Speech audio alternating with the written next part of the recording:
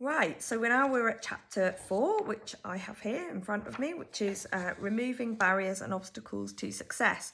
And in chapter 3, you've done quite a lot of work on your needs. There were a lot of activities in that section. And I hope that you've come to a point where you realise that in terms of barriers and obstacles, sometimes we can be our own worst enemy when it comes to mindset and that type of thing. So, for example, you may have identified that you have a challenge around the way that you think and believe about maybe your abilities, maybe you have some self-doubt, maybe you have some self-talk that's not as healthy and empowering as it could be. And that previous activity will have brought up some of those things as well as getting you to think more about meaning and purpose in life, and making sure that you have some kind of balance between doing work, for example, and having some leisure time, and also communicating with other human beings, which when I do work with people, I go into much more detail about why some of these things are really, really important, and how that has practical application in your daily life, and how that can impact you. For example, if you are not getting that human connection, then we suddenly find that lots of things start to kind of disintegrate in our life. And as I say, there's not space for me to go into that kind of detail right now. But, hopefully that previous chapter, as I said, has given you a little bit of insight into some of that and some of the other obstacles that can be in our way around getting needs met. So now we're on to the removing barriers and obstacles, and we are going to revisit in this chapter the needs a little bit, but more in the context of those things that we want to look at that can help us to remove barriers and obstacles, right? Because we've kind of identified in the last thing some of those challenges, but I always like to build into that, a solutions focused part as well, because quite honestly, identifying problems is all very well, but what use is that? We can probably fairly easily identify some of the major things when we stop and think, as long as we're being honest with ourselves about those. We can sort of sit there and we do have some sense of those things that are holding us back. But these exercises give you the opportunity to actually write them down, name them. If you name your enemy, you're at a much bigger advantage than those who aren't doing that, because then you can actually really pinpoint things and start to tackle those things that are holding you back. So you're going to revisit from that needs exercise. Perhaps, I've asked you to look at maybe 4. You don't have to look at that many. You can always look at some more if you want. 4 of the things that you discovered in that particular exercise that were really poignant for you. So you're going to be wanting to pick some of the things from that are causing you some kind of hindrance in moving forwards. So going on from, I talked about the esteem one, that's really, really important. If we're finding ourselves rating ourselves quite low on the esteem one, then that's when we're going to find that, for example, we might be questioning ourselves a lot. We might be, if you don't value yourself, if you don't think that your life or your work, for example, is valuable, or that you're worthy, that's going to prove a massive hindrance. And equally, because the esteem need isn't just about you valuing yourself, it's also about feeling valued in your community, or feeling valued by your peers, or feeling valued by friends and family, for example. If you don't feel that, then you're going to feel unsupported. And when you start to put your ideas out into the world, whether that's needing to state some kind of life change or transformation, however you want to view that, or whether you're going to come out in the world about perhaps a business idea or changes to a business plan, for example, if you feel that you aren't valued by the people around you, you might be more reluctant to talk about that openly, but also you can often feel like a little bit deflated, because we come out and nobody's really interested, or we come out and people start criticizing. So, that then feeds into that kind of not just the community connection need, but also the attention and intimacy need, which is really making sure, and the interdependent relationships need, of course, really making sure that you have the right kind of people around you.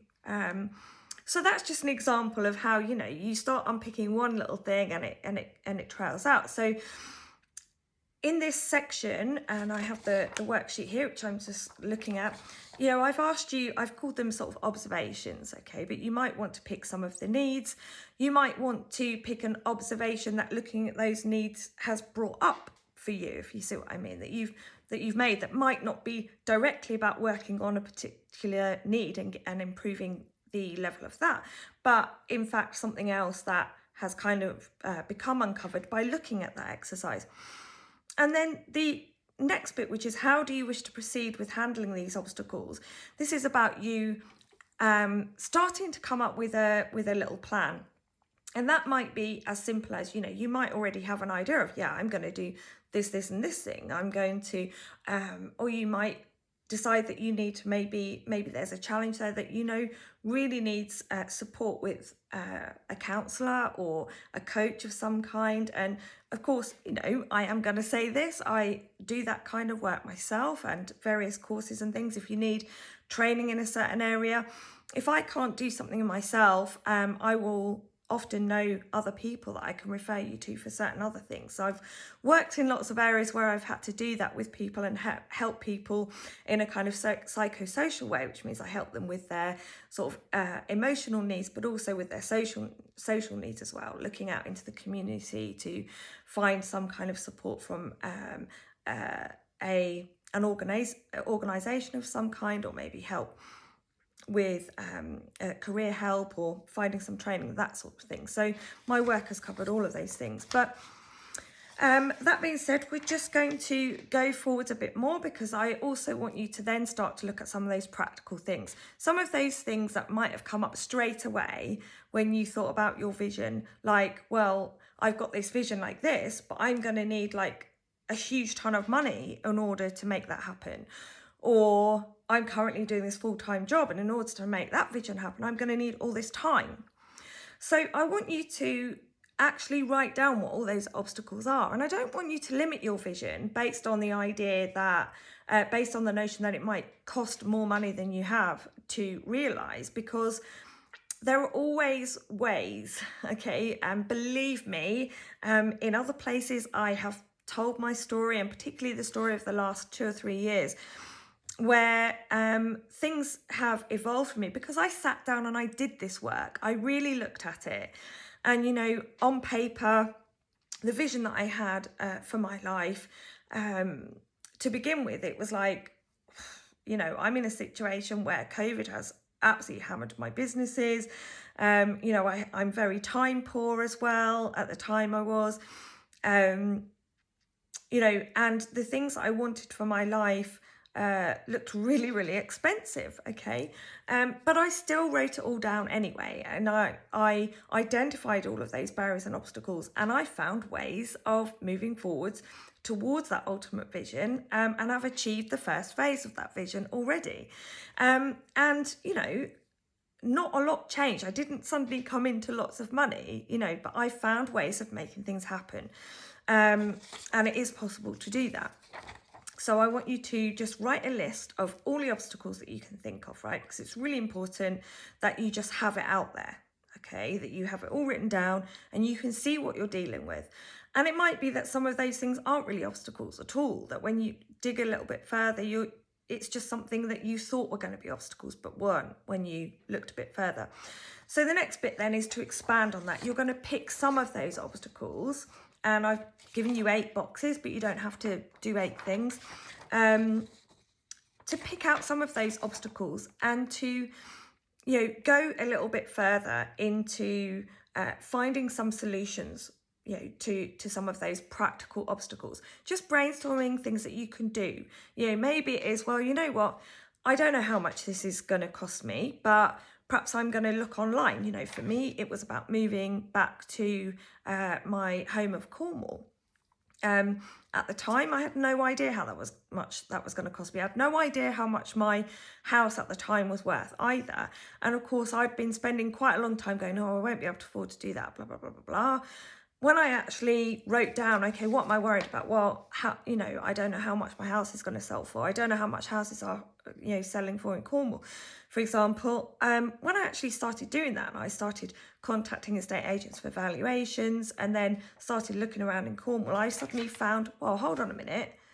This is a damn sight closer than I thought it was going to be, and everything changed from that point.